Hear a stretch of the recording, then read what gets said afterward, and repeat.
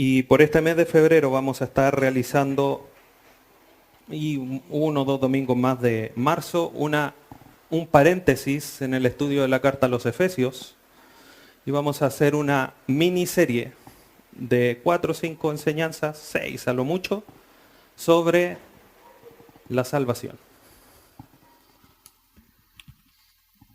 Y como bien dice el Salmo 19, y en muchas otras secciones de la Escritura, la Biblia es suficiente y además de eso es inerrante, es autoritativa. Y en su suficiencia la palabra de Dios logra ayudar al hombre para que pueda responder 3 grandes preguntas. Y eso comienza en el relato de Génesis. Los primeros capítulos nos ayudan a responder quiénes somos o de dónde venimos. 1 o 2 preguntas. Somos creación de Dios, Génesis 1, Génesis capítulo 2 nos relata esa historia. Pero hay una tercera pregunta que dice, ¿a dónde vamos? Y hoy día por nosotros, por conocimiento previo, por conocimiento familiar, de tradiciones, sabemos solamente que hay 2 posibilidades. O se es condenado o se es salvo. O se es condenado o se tiene vida eterna. Son las únicas 2 posibilidades. Para poder comprender esta realidad de por qué tenemos estas 2 posibilidades, que lo primero que para poder conocer y tener el fundamento de por qué somos salvos, o si yo les preguntase en esta mañana, ¿somos salvos? Y muchos me dirían, amén, sí, gracias Señor, por la gracia y misericordia de Dios. Amén. Ahora, ¿de qué somos salvos? ¿De qué? ¿Quién dijo otra cosa?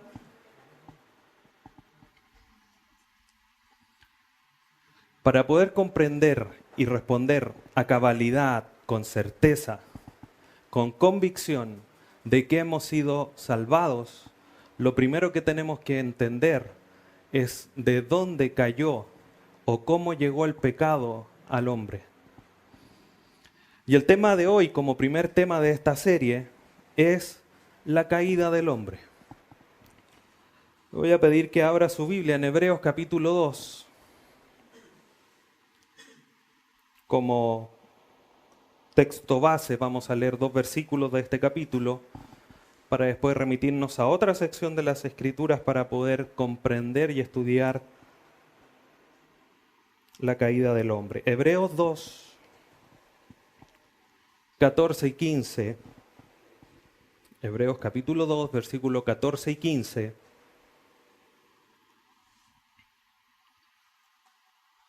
Dice así. Así que por cuanto los hijos participaron de carne y sangre, él también participó de lo mismo para destruir por medio de la muerte al que tenía el imperio de la muerte, esto es, al diablo, y librar a todos los que por el temor de la muerte estaban durante toda la vida sujetos a servidumbre. Y vamos a poner atención en el versículo 15 que dice, y librar, sinónimo de salvación o de salvar. Algunos datos interesantes para ir introduciéndonos en este estudio sobre la salvación. En la versión Reina Valera 1960, que es la que nosotros ocupamos habitualmente, el término salvación aparece 165 veces o 165 versículos. En el Antiguo Testamento se nombra 125 y en el Nuevo Testamento en 44 versículos. Puede ser una o más veces que se nombra. El libro de los Salmos nombra este término 69 veces. Y en Isaías 27, que son los libros que más nombran o que más hablan con respecto a la salvación. Y la primera aparición de la palabra o el término o el concepto de salvación aparece en Génesis 49. Ahora, en términos generales, cuando nosotros hablamos de salvación, ¿qué es lo que entendemos por salvación? El diccionario hispanoamericano habla de la salvación como un término que expresa el beneficio supremo que es otorgado a la humanidad a través de la vida y muerte de Jesucristo, el Salvador, enviado por Dios con el propósito de remir al ser humano y restaurar con él la relación rota por el pecado. La Biblia de las Américas define salvación como aquel término que se refiere a la liberación del peligro, la ruina, destrucción o pecado a la integridad y seguridad. Pasamos del peligro, la ruina, a la integridad y a la seguridad. Ahora, en términos sencillos, puntuales, para poder comprender y todos hablar de alguna manera en el mismo concepto, podemos decir que la salvación es la liberación de un problema de gran envergadura en el cual intervino Cristo como Salvador y mediador de esa liberación o redención. Ese es el concepto general y básico que nosotros debemos comprender. La salvación es esa liberación, es esa salvación, es esa salir sin daño de un problema de gran envergadura. Y eso es lo que a través de este estudio de la salvación es que nosotros debemos comprender de alguna manera en la medida que vayamos avanzando el día de hoy y los próximos estudios. Es la severidad y es la importancia y la relevancia que tiene el pecado delante de los ojos de Dios. Pecar no es una mentirita blanca. Pecar no es simplemente un error, o como dirían los jóvenes, un condoro.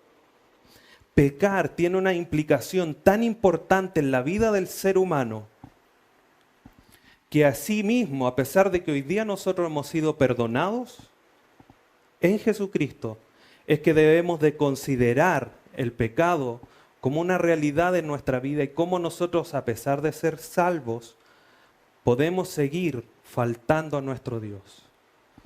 Y en la medida que entendamos esta realidad de cómo ofendemos a Dios con nuestro pecado, es que vamos a vivir una vida más santa. Y vamos a entender el mandato que Dios nos da de que nos alejemos completamente de cualquier situación de pecado.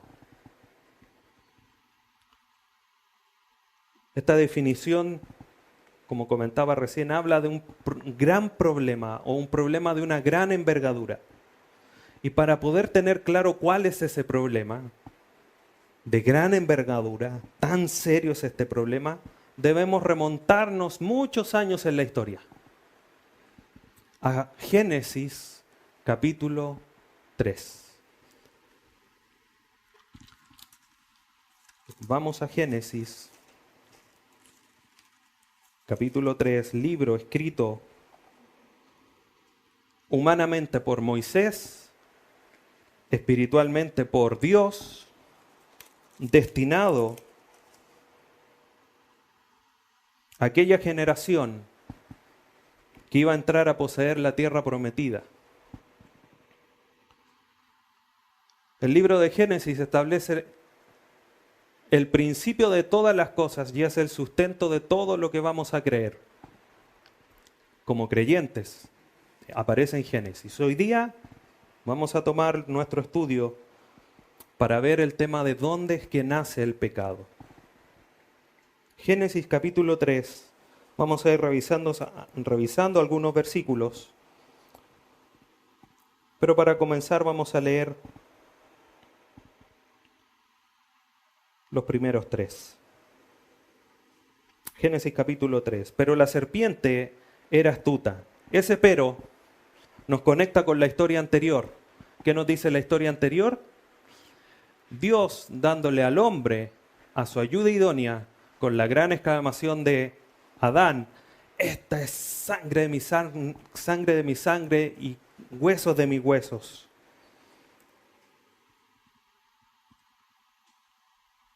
Adán la nombró varona porque había venido del varón.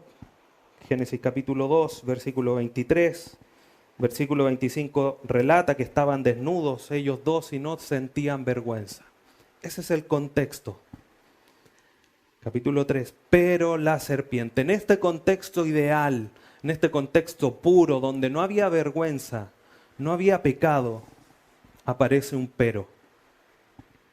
Pero la serpiente era astuta, más que todos los animales del campo que Jehová Dios había hecho, la cual dijo a la mujer: ¿con que Dios ha dicho, no comáis de todo árbol del huerto? Hagamos una pausa. Satanás, hermanos, en esta primera manifestación, donde es nombrado, es la primera vez, es la primera aparición que él hace. Y se presenta delante de la mujer como un ángel de luz, como dice la segunda carta a los Corintios capítulo 11, que Satanás se presenta como un ángel de luz. Lo que él quería hacer era engañar, era desviar su atención del único mandato que Dios le había dado a Adán y a Eva, principalmente a Adán como el responsable. Entonces Satanás se viste de un ángel de luz tomando la forma de un animal de los que Dios había creado para conducir a Adán y Eva a la supuesta correcta interpretación de la orden que Dios había entregado. Este engaño que Satanás iba a implantar en el corazón, en las mentes de Adán y de Eva en un principio, tenía que venir desde afuera. No iba a nacer desde dentro del hombre. ¿Por qué? Porque Génesis 1:31 nos dice: y vio Dios todo lo que había hecho, y he aquí que era bueno en gran manera, y fue la tarde y la mañana el día sexto. El séptimo día el Señor, Dios descansó de la creación, por lo tanto todo lo creado era bueno en gran manera. Dentro de esta creación también estaban los ángeles, los seres espirituales también son creados. Desde Génesis 1:31 y hago esta aclaración porque hay muchos diciendo que la caída de Satanás se produjo antes de que Adán y Eva existieran. Eso es por la Biblia suficiente y autoritativa que eso sea posible, porque dijo Dios que todo lo que había hecho era bueno en gran manera. Si antes hubo pecado, no puede haber sido bueno en gran manera. Por lo tanto, entre que apareció en el huerto del Edén a engañar a Eva y entre el final del sexto día, no sabemos cuánto tiempo ocurrió, en ese periodo Satanás se rebeló en los cielos y fue echado de la presencia de Dios.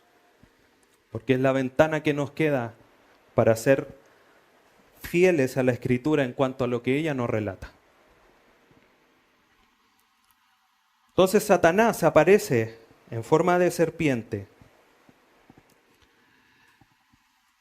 Y miren el engaño. El engaño de Satanás no solamente consistió en llevar una mentira al corazón de Adán y Eva. Como dice Juan 8, que Satanás es padre de mentira. Sino que empezó a mostrar, empezó a inducirlos a poner una pequeña semilla. La serpiente nunca se presentó como el mal encarnado. No llegó donde la mujer, donde Eva, y le dijo: mira, yo soy Satanás, me echaron del cielo por rebelde, pero yo te quiero decir algo. No, de manera muy suave. Llegó con una pequeña mentira, con una semilla, que lo que quería hacer era desviar la mente, la atención de la orden que había dado Dios, que de un árbol específico no podían comer. ¿Qué es lo que dice la serpiente? Con que Dios os ha dicho, no comáis de todo árbol del huerto. Y esto parece algo un poco más trivial, pero ¿qué es lo que nos sucede hoy día a nosotros? Nos parece exactamente esta misma situación. Dios dice, por ejemplo, hablando de la mentira, no mientan o no mintáis. Y nosotros empezamos, ay, pero si una mentirita, si estoy hablando 200 palabras verdad en el día, que diga una que es mentira. Y empezamos a tratar nosotros mismos nuestras concupiscencias, decir, sí, está bien, si es una sola. Tienes 200 palabras para decir verdad, pero quieres elegir esa que es una mentira. Satanás estaba desviando la atención de Eva, diciéndole, ¿con que no puedes comer de todo? Y Eva después le dice, versículo 2, y la mujer respondió a la serpiente, del fruto de los árboles del huerto podemos comer, pero del fruto del árbol que está en medio del huerto, dijo Dios, no comeréis de él, ni le tocaréis para que no muráis. Implanta la duda. En realidad tengo 300 árboles con 300 frutas distintas, sabrosas, jugosas para poder comer, pero quiero comer de esa que el Señor me dijo que no podía comer. Siguiendo el ejemplo. Tengo 200 palabras que son verdad y que puedo decirlas, pero me inclino por una que es mentira que el Señor me está diciendo, no mientas. Es la misma batalla que tenemos hoy día.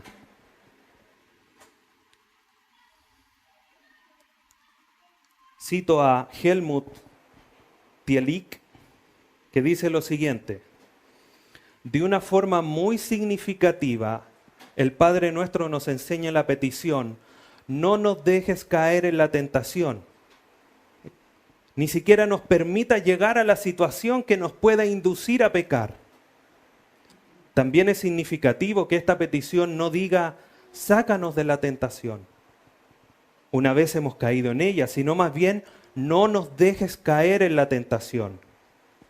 Cuando nos acercamos al árbol, se nos acelera el pulso, se nos dispara nuestra curiosidad y se despiertan todas nuestras pasiones.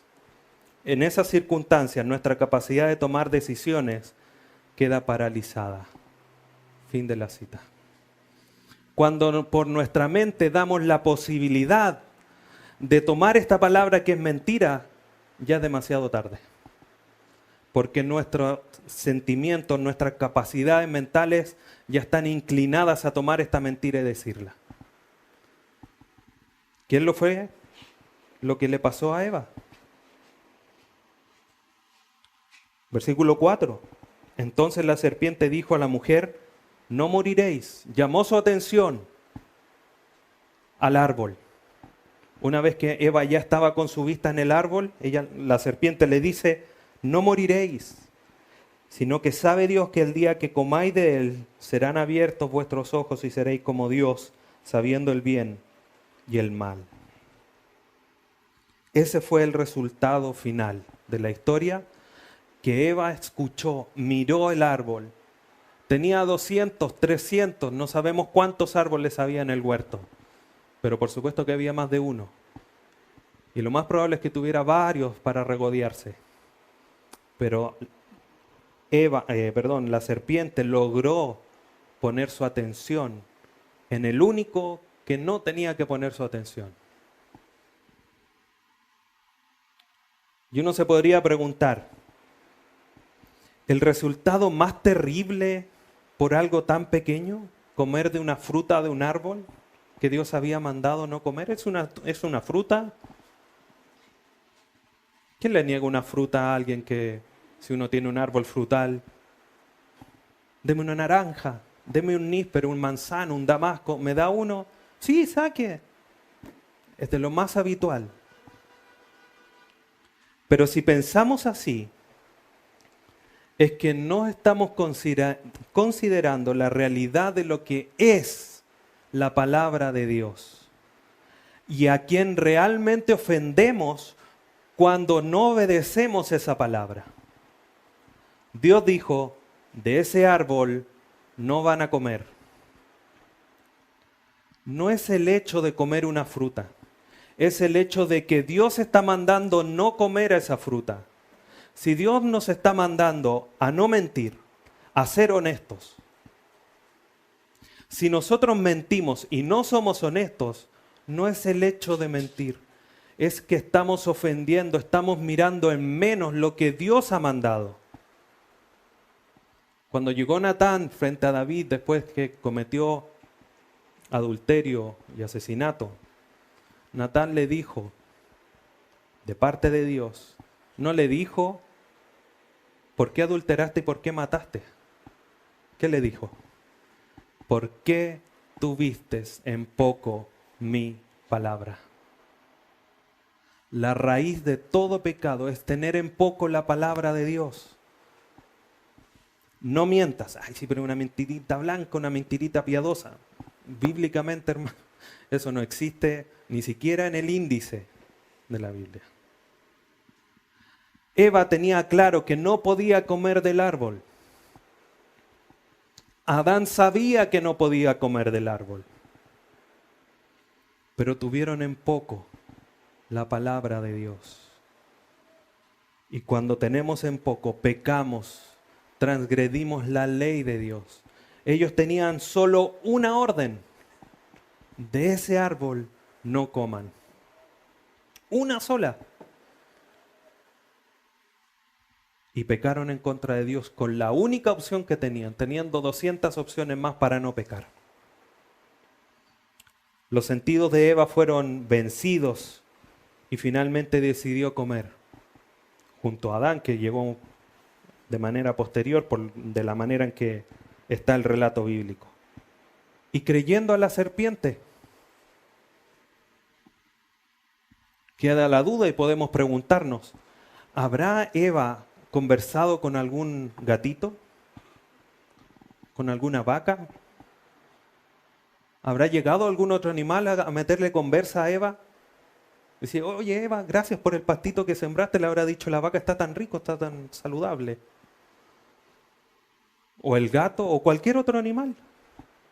Pero aparece una serpiente y establecen un diálogo que parece de lo más normal. Y hizo caso a un animal, no aquel que descendía del cielo y que se paseaba con ellos en el huerto, teniendo una relación íntima, que era el que los había creado y les había dado el aliento de vida.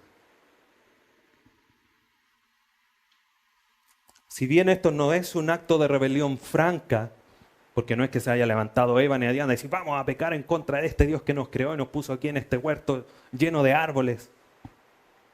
Fue una desobediencia producto de un engaño, pero eso no quiere decir que sea menos pecado que una rebelión abierta contra Dios. Fue pecado.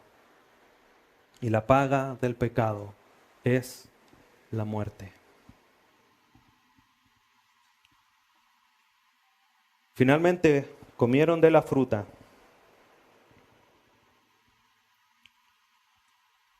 Y eso es una transgresión directa del mandato de Dios, como dice 1 Timoteo 2. Pero quiero que fijen su atención en lo siguiente. Satanás, para poder engañar a la mujer, lo primero que hizo fue que sus ojos se pusieran en el árbol. Un deseo de lo físico, de la carne. Después un deseo de lo ilícito, de decir, oye, esa fruta está buena. Un deseo de los ojos. Y finalmente la vanagloria de la vida. No seréis, no moriréis, sino que sabe Dios que si comen, serán como Dios. La vanagloria, yo quiero ser más. No quiero ser solo una creación. Ya no quiero solo estar cuidando este huerto. Quiero ser Dios. Y estos tres aspectos del engaño son los que nombra Juan en su primera carta. Los deseos de la carne, los deseos de los ojos y la vanagloria de la vida. Y que también los vemos reflejados en la tentación de Jesús. Primero le dice, convierte estas piedras en pan, comida, físico, la carne. Después le habla del prestigio y después del poder. Siguiendo este patrón de los deseos de la carne, de los ojos y la vanagloria de la vida. ¿Por qué cito lo que dice Juan y lo que dice Mateo 4 con respecto a la tentación de Jesús? Porque sigue siendo, desde Génesis 3 a Mateo 4 y los últimos escritos de Juan, la misma manera en que Satanás hoy día nos tienta. No desconocemos sus artimañas. Sabemos cómo lo hace. Y eso más que decir, chuta, pero es que yo tengo un problema cuando miro, deseo y miro una fruta y yo tengo que comérmela. Que veo una palabra que es mentira y tengo que decirla. Deje una marca ahí en Génesis 3 y vamos a Santiago capítulo 1. Santiago capítulo 1, versículos 14 y 15. Santiago, dentro de estos tres grandes relatos de Génesis 3, Mateo 4 y primera de Juan capítulo 2, Santiago les muestra a sus receptores de la carta cuál es el ciclo, cuál es el proceso del pecado. Santiago 1, versículos 14 y 15. Sino que cada uno es tentado cuando de su propia concupiscencia es atraído y seducido. Entonces la concupiscencia, después que ha concedido, da a luz a pecado. El pecado siendo consumado da a la luz la muerte. Tenemos 4 pasos que muestran cómo Satanás actúa. Primero,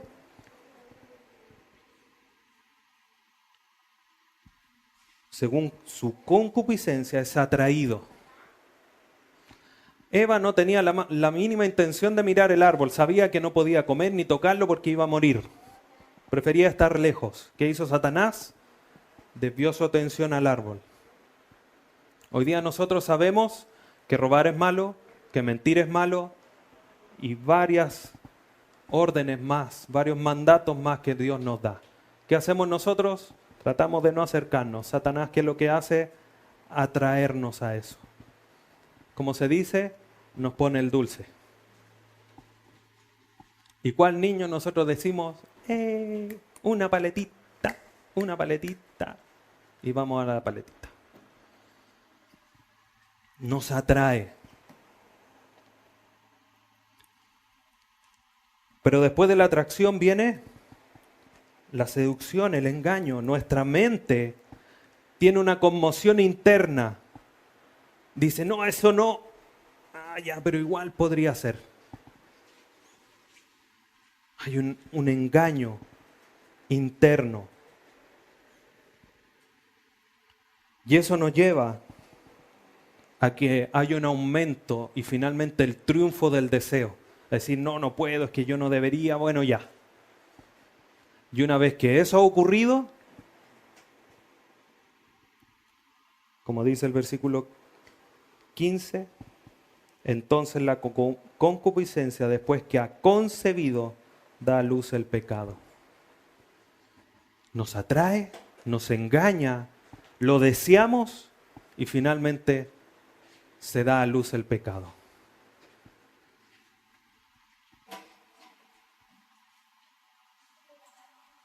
Después, si usted sigue leyendo, Santiago da la receta de cómo vencer esa tentación, que no es el tema del día de hoy, pero después usted lo puede leer. Volviendo a Génesis 3, vemos esto mismo en Eva.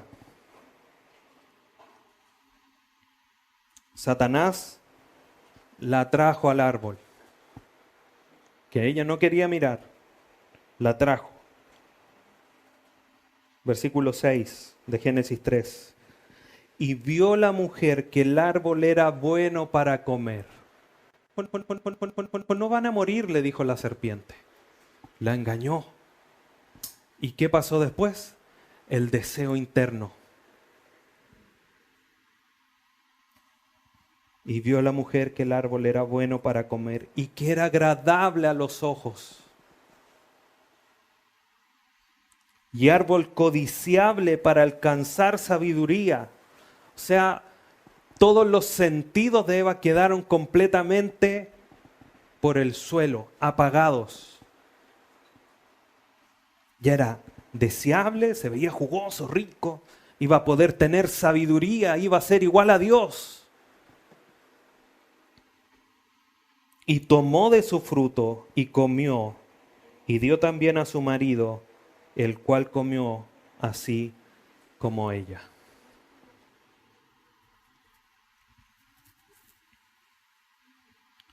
Los dos cayeron en la seducción y el engaño de Satanás. Dios después los buscó, después de haber caído en este proceso.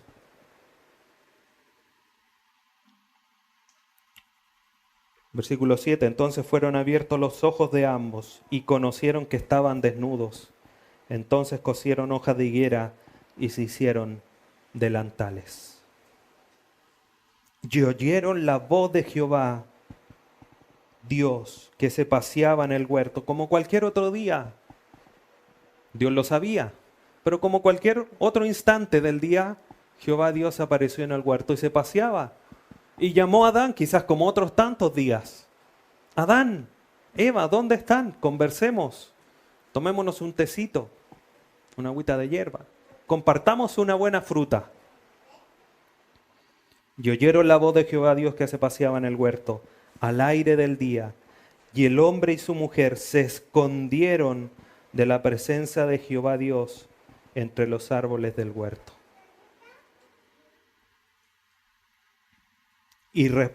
Mas Jehová Dios llamó al hombre y le dijo, ¿dónde estás tú? Y él respondió, oí tu voz en el huerto y tuve miedo porque estaba desnudo y me escondí. El pecado, hermanos, lo que hace es tener vergüenza. Porque cuando pecamos, nos escondemos. Que los hermanos no me vean. Dejamos de orar porque quizás tratamos de entender que cuando estamos pecando, ¿cómo me voy a presentar delante del trono de Dios si yo he pecado? E irónicamente, no oramos porque hemos pecado. Pero bien dice el Salmo, ¿a dónde me iré de tu presencia? Si tomo las alas del águila y me voy hasta el alba, allá estás tú. Si voy a lo profundo del mar, allá estás tú. No nos podemos esconder. Dios sabía perfectamente dónde estaba Adán y Eva. Su pregunta de ¿dónde estás tú? No es porque Dios no supiera. Es una pregunta de gracia. Adán podría haber aparecido y haberle dicho, Señor, pecamos, perdóname. Comimos del fruto que tú nos dijiste que no comiéramos. Como dice segunda carta a los Corintios capítulo 7, la tristeza del mundo es una tristeza que no lleva al verdadero arrepentimiento. Un arrepentimiento que lleva a la muerte, porque nos esconde, es una tristeza que nos aparta de Dios. Pero el arrepentimiento verdadero, la tristeza espiritual, por decirlo así, nos lleva a acercarnos a Dios, a decir cuando Dios dice, ¿dónde estás? Decir, Señor, he pecado, perdóname. Esa es la respuesta genuina que nosotros debemos de tener. No empezar a esconder nuestro pecado. No tratar de taparlo. Ponernos la hoja encima. Tratar de tapar el sol con un dedo. Versículo 11. Y Dios le dijo, ¿quién te enseñó que estabas desnudo? ¿Has comido del árbol de que yo te mandé no comieses? Dios dando ahí el espacio. Dime que sí. Dime que pecaste. Dime que comiste de ese árbol para perdonarte. ¿Qué hizo el hombre? Ella fue. Y lo peor de todo, que no solo no mostraron un atisbo de arrepentimiento delante de Dios, que Adán tampoco asumió su responsabilidad porque la orden había sido dada a Adán.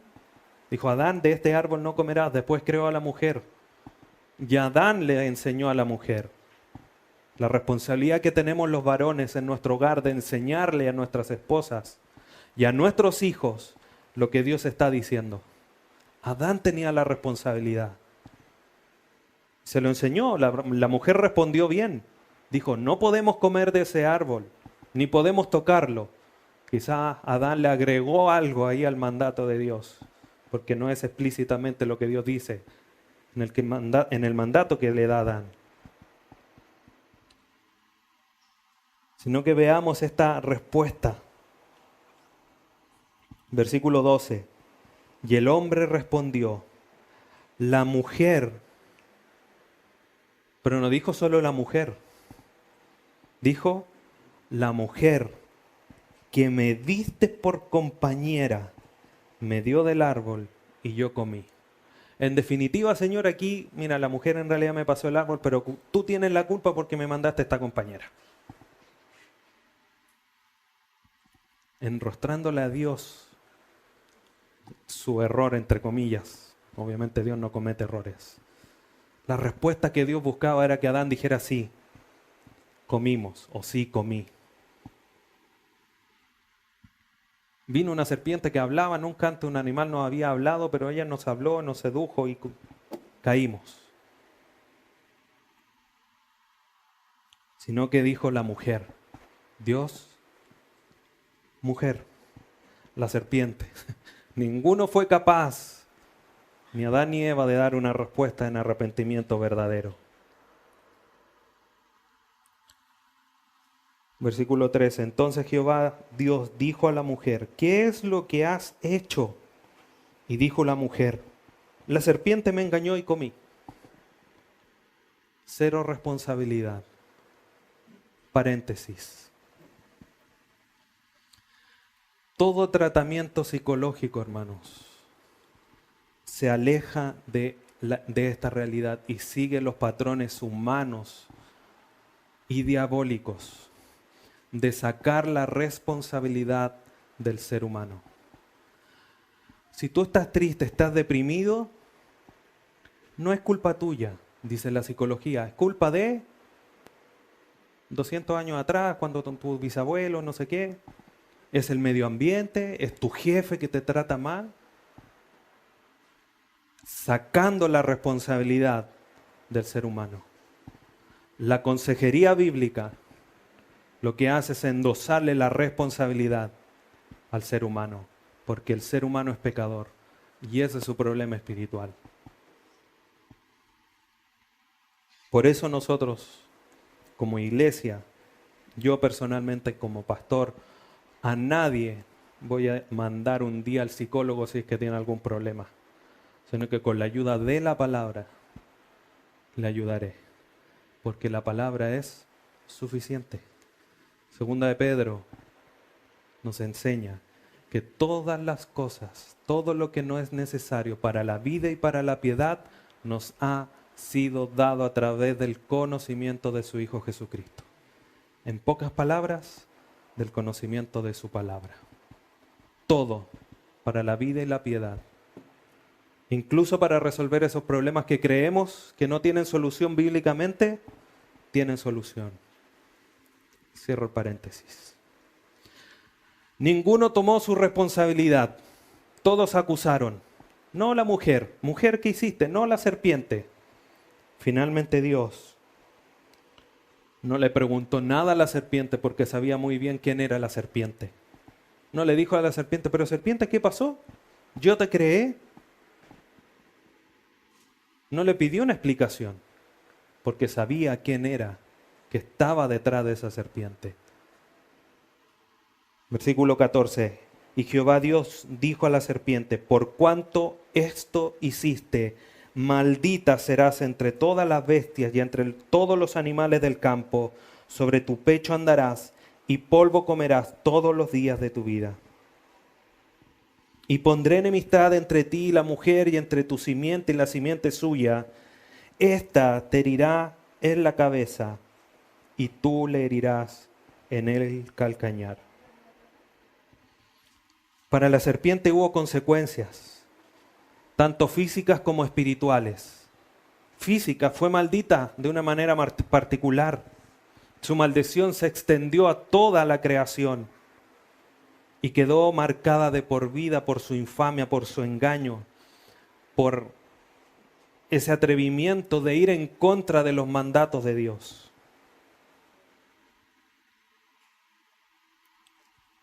Y en lo espiritual quedó sentenciada a su destrucción completa en el futuro. Se estableció no solo enemistad entre Cristo y Satanás, sino que entre la simiente de Satanás, que son quienes lo siguen, y la simiente de la mujer, que es Cristo. No dice una simiente, así como que hubiese sido cualquiera. Dice la simiente, definido, estaba en la mente Cristo. Este versículo de Génesis 3:15 es el primer atisbo del Evangelio. Del Evangelio, digamos, concretamente pensando en la muerte sustitutoria de Cristo, su sepultación y su posterior resurrección.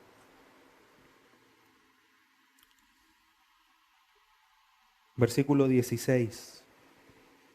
A la mujer dijo: multiplicaré en gran manera los dolores en tus preñeces.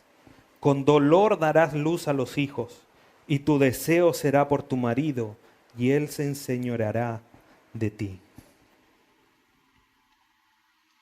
¿Se habían preguntado alguna vez si Adán, cuando en la posibilidad que hubiese tenido a sus hijos, iba a sentir dolor en el parto? Uno podría decir, no, ¿cómo iba a tener dolor en el parto? Estaba todo ahí, no había pecado, nada. Pero fíjese bien lo que dice el texto.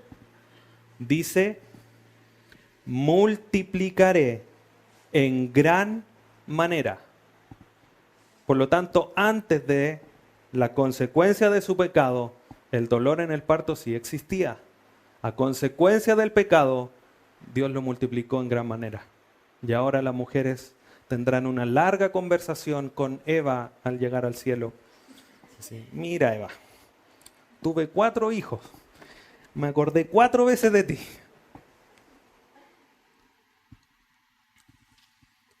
Los dolores del parto serían un recordatorio del pecado en el que hizo caer la raza humana Eva.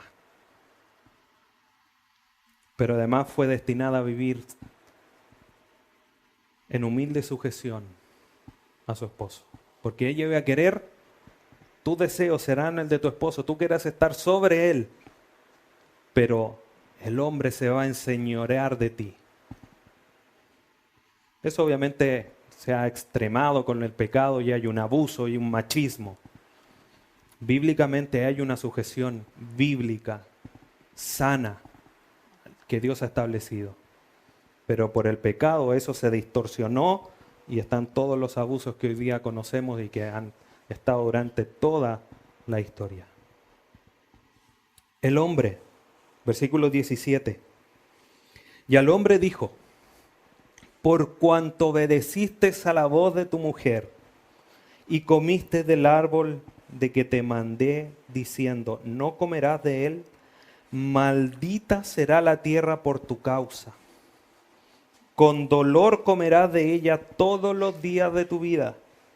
Espinos y cardos te producirá y comerás planta del campo.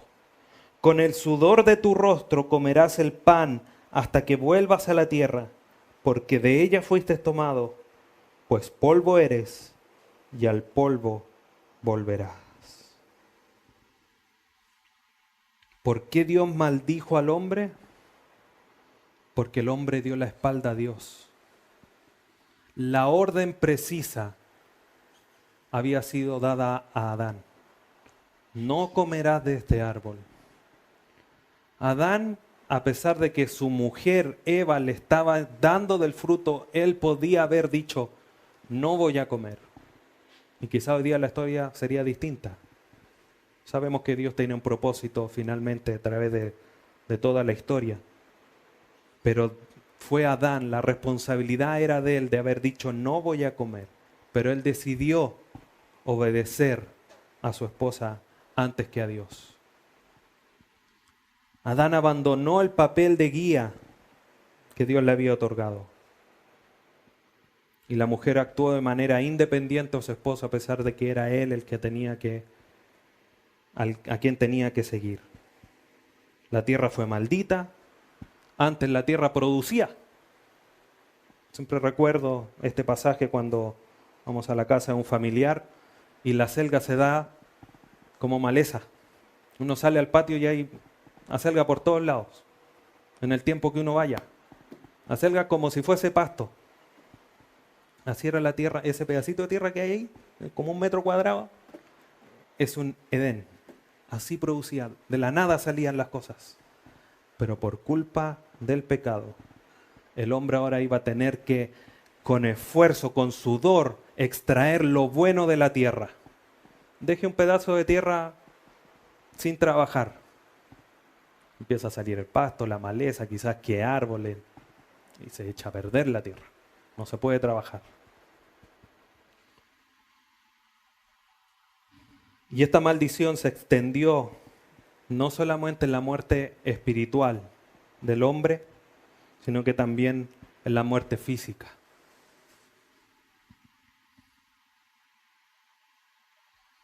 Y la consecuencia espiritual es la que hoy día nos lleva a tener que estudiar con respecto a este tema. Fue lo más terrible. El hombre, por el pecado, pasó a estar muerto espiritualmente. Y este pasaje marca el pasaje más oscuro, más triste del relato de la caída que nos cuenta la Biblia. Desde Génesis y Apocalipsis no hay nada más triste que esto. Algo que se le aproxima es lo que pasa al final de Jueces. Dice, cada quien hacía lo que bien le parecía. Pero este es el más triste. Estos hechos marcan el origen de todos nuestros males físicos, morales y espirituales que tiene el hombre hasta el día de hoy. Porque se transformó la naturaleza. Adán no fue creado para morir. Fue creado eterno. Pero a consecuencia del pecado, Dios le dice, pues polvo eres y al polvo volverás. Te vas a comenzar a desintegrar, te vas a comenzar a podrir en el camino, por decirlo así. Te vas a ir distorsionando. La naturaleza buena en extremo al final de Génesis 1 se transformó. Ahora estaba separado de Dios. Y eso se fue traspasando de generación en generación. Juan Calvino dice lo siguiente: ciertamente fue un espectáculo triste y espantoso, que aquel en quien hacía poco había relucido la imagen de lo divino, se ocultase bajo unas pieles fétidas para cubrir su desgracia, y que un animal muerto fuera más agradable a la vista que un hombre vivo. Fin de la cita. Eso es lo triste del pecado. La imagen del hombre no se destruyó completamente. La imagen de Dios en el hombre no se destruyó completamente, pero se desvirtuó de una manera terrible. Ahora, delante de los ojos de Dios, para poder ser aptos delante de Él, tenían que estar cubiertos por unas pieles. Tenían que ser un animal muerto para que delante de los ojos de Dios fuésemos mejor vistos. Un animal muerto, como dice Calvino, era más grato delante de Dios que lo mismo que Él había creado con sus manos. Esa es la caída del hombre. De eso caímos, de tener la sustancia, una imagen precisa y hermosa de Dios. Una relación y una intimidad con Dios. Se paseaba, Él descendía a esta tierra y se paseaba en medio del huerto para tener una comunicación, dejando todo cosa mística y cosa extraña de lado. Pero qué grato sería que el día de reunión el Señor bajara y se paseara aquí. No estoy menospreciando el Espíritu Santo. Estoy poniendo en la escena de lo que aquí pasaba, del Edén, cuando Adán y Eva conversaban directamente con Dios. Hoy día nosotros tenemos al Espíritu Santo, la tercera persona de la Trinidad, con todas las características de la deidad. Y está en nosotros. Pero en esta escena, en esta imagen, por fe sabemos que tenemos el Espíritu Santo, lo vemos accionar en nuestra vida. Pero ¿qué sería distinto si no hubiese pecado y el Señor bajara aquí? Eso ya no está por Adán y Eva. Pero como les decía, a pesar de la oscuridad de este pasaje, Génesis 3:15 muestra esa posibilidad, esa pequeña luz. Han caído, han perdido esa esencia misma que tenían de Dios. Se han caído del pedestal. Era la imagen misma, tenían una relación, Dios los amaba, Dios los sustentaba en el huerto del Edén. Se cayeron, perdieron su relación con Dios. Dios los expulsó, pero también Dios le dijo a la serpiente, vas a ser destruida en el futuro. Esto que has hecho y que quizás vas a seguir haciendo por un tiempo, no va a ser eterno, porque va a venir la simiente de la mujer a destruirte en la cabeza. ¿Por qué la cabeza? Porque demuestra un símbolo de autoridad. Esa autoridad que ahora tienes porque tienes el poder de la muerte en tus manos, te va a ser quitada. Y esa autoridad va a quedar en nada.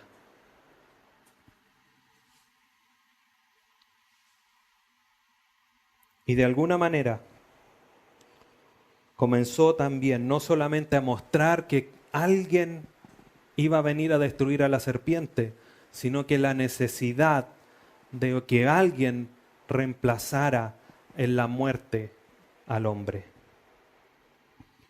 Hebreos 9:22 dice que sin derramamiento de sangre no hay remisión de pecado o perdón de pecados. Eso lo vemos desde aquí en Génesis 3.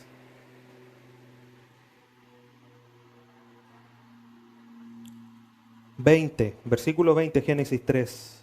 Y llamó a Adán el nombre de su mujer Eva, por cuanto ella era madre de todos los vivientes. Y Jehová Dios hizo al hombre y a su mujer túnicas de pieles y los vistió. ¿De dónde sacó las túnicas? De pieles, ya, muy bien. ¿De dónde sacó las pieles? Derramamiento de sangre. Mató un animal para sacar las pieles y cubrir la vergüenza del hombre. Por eso dice, citaba a Calvino, un animal muerto en ese instante y por muchos años tenía más valor, era mejor visto a los ojos de Dios que un hombre vivo, pero muerto espiritualmente. Vivo en lo físico. Pero Dios sacrificó un animal. Para cubrir su vergüenza, para cubrir su pecado, era necesario que otro muriera.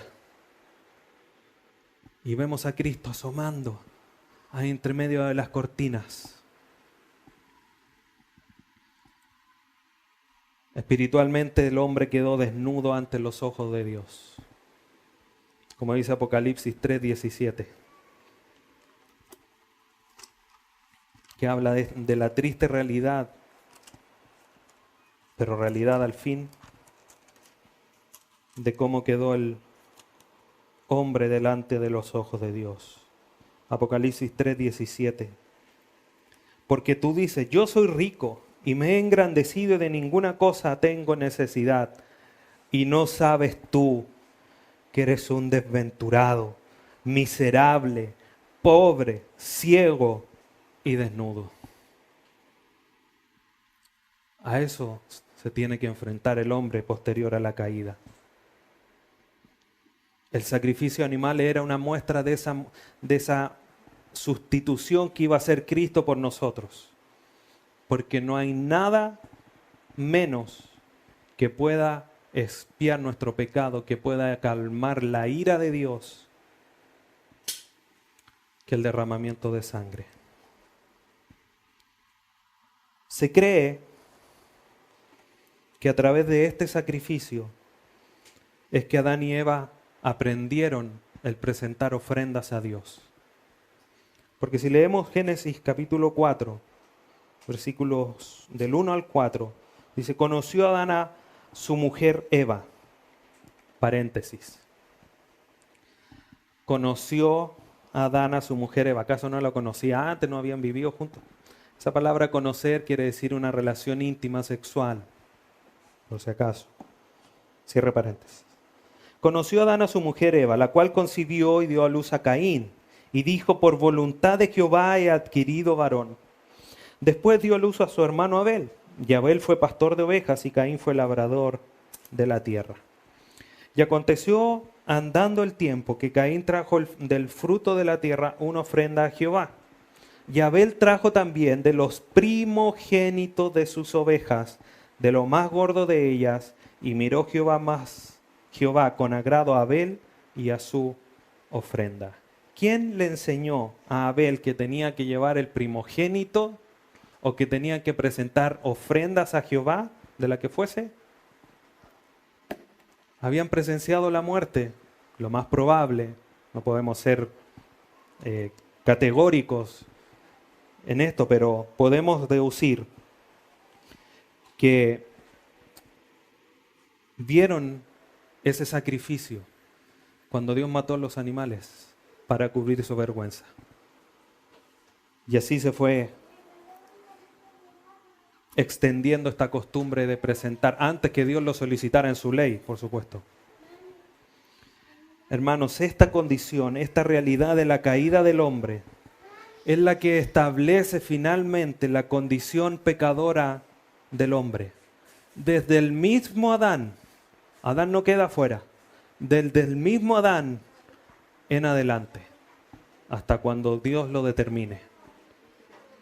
¿Cuál es esa condición? Porque una cosa es la caída, una cosa es saber dónde estábamos y en qué quedamos en el fondo. Pero ¿cuál es la condición? ¿Cuál es finalmente el resultado concreto de la caída del hombre? Bueno, eso será tema del próximo domingo. Pero hay que considerar esto a la luz de lo que les comentaba al inicio. El pecado, hermanos, es serio. Y a pesar de que hoy día, por la gracia de Dios, no somos consumidos y hemos sido perdonados, el pecado sigue siendo una afrenta tan fuerte delante de los ojos de Dios. La misma artimaña que usó Satanás en Génesis 3, la que usó en Mateo 4 con Jesucristo, de la que habla Santiago en el capítulo 1 y Juan en su primera carta en el capítulo 2, es para que nosotros entendamos cómo se nos va a acercar Satanás para no pecar. Vean este ejemplo. Una relación íntima y preciosa de Dios. Y perdónenme que insista en esto. Pecamos, que todos pecamos en Adán, así lo dice Romanos. Y por ese pecado, ante los ojos de Dios, es mejor visto un animal muerto que nosotros delante de su presencia. Si eso no nos está haciendo de alguna manera comenzar a entender lo profundo y la relevancia que tiene el pecado en nuestras vidas, estamos en serios problemas. Porque el pecado es así de terrible. Lamentablemente caemos en un error y quizás se cae en un error. Estudiamos mucho las cartas del Nuevo Testamento preciosas que nos hablan de la gracia, de cómo debemos comportarnos, sí. Pero para conocer a Dios no se puede dejar de predicar el Antiguo Testamento. Ahí están sus atributos. No entendemos el juicio de Dios en contra del pecado hasta que no estudiamos un pasaje como este, donde finalmente, y como vamos a ver el próximo domingo, Dios termina expulsando a Adán y Eva del huerto, como todos lo sabemos. Dices, pero Dios, tú no eres tan bondadoso, tan misericordioso, ¿por qué no los dejaste? Ya vamos a ver por qué lo echaron. Pero así de terrible es el pecado. Hoy día nosotros como que estamos en una taza de leche. Pecamos, ay, no pasa nada. Pero es una afrenta terrible delante de los ojos de Dios. Y solamente lo vemos en la medida que vamos estudiando y viendo el relato bíblico en el Antiguo Testamento. ¿Cómo enjuicia a Dios a su pueblo? ¿Cuántas veces? A pueblos paganos, tantas veces. Incluso a su mismo pueblo. Y es tan severo el pecado de su pueblo que saca la presencia de su templo y rompe, destruye el templo en la cual su presencia habitaba, donde el pueblo se acercaba, porque el pueblo había pecado. El pecado delante de los ojos de Dios es lo más serio que hay. Pero bendito Dios, bendito Cristo, que fue prometido desde Génesis 3:15. Su muerte sustitutoria se vio ahí reflejada en Génesis 3:21. Y que hoy día a nosotros nos permite acercarnos ante el trono de gracia, ya no cubiertos por pieles de animales, sino a través del sacrificio de Cristo delante de Dios. Y esa es la realidad. Pecamos, fuimos destituidos de su gloria, pero hoy día por la sangre de Cristo nos podemos acercar. Ese que fue prometido vino, destruyó a la serpiente. Queda cosas por hacer porque así Dios lo ha establecido, pero será destruida porque así lo prometió Dios. Y nosotros reinaremos con Él. Acérquense a Dios. Si aún no conoces a Dios, si aún no te acercas, si aún no has dejado el pecado, acércate a Dios. Abraza a Cristo. Arrepiéntete. No seas como Adán. No diga, no, es que la mujer que me diste. No arrepiente. No, que aquí, no, que allá. Decir, Señor, como el hijo pródigo, he pecado contra el cielo y contra Dios. Ese es el llamado, esa es la invitación que hace Dios. Esa es la invitación que nosotros debemos presentar a aquellos que no le conocen. Tú eres pecador, pero Dios murió por ti. Esa está la gracia, la condenación, pero la mano para levantar. Como lo vemos aquí en Génesis 3:15. Dios los condenó, los maldijo, pero le extendió la mano. Va a venir la simiente de la mujer a destruir a la serpiente. Así también nosotros, con gracia y misericordia, debemos presentar esta salvación a aquellos que no le conocen. Bien, hermanos, comenzamos así entonces esta serie sobre la salvación. Con la ayuda de Dios, durante febrero estaremos estudiando algunos temas más. Inclinemos nuestros rostros. Padre Santo, te agradecemos en esta hora por tu Hijo Jesucristo.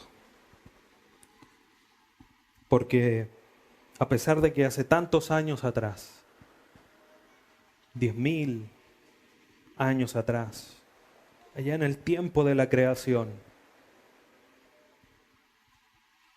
no lo sabemos exactamente, pero a pesar de que Adán pecó, solamente por tu gracia, hoy día es que nos podemos acercar a ti, por el sacrificio de tu Hijo, que nos limpia y nos lava de todo pecado. Pero hay una realidad que entender, de la gravedad del pecado, pero también cómo ha sido este proceso, de dónde estábamos hasta dónde tú nos has traído.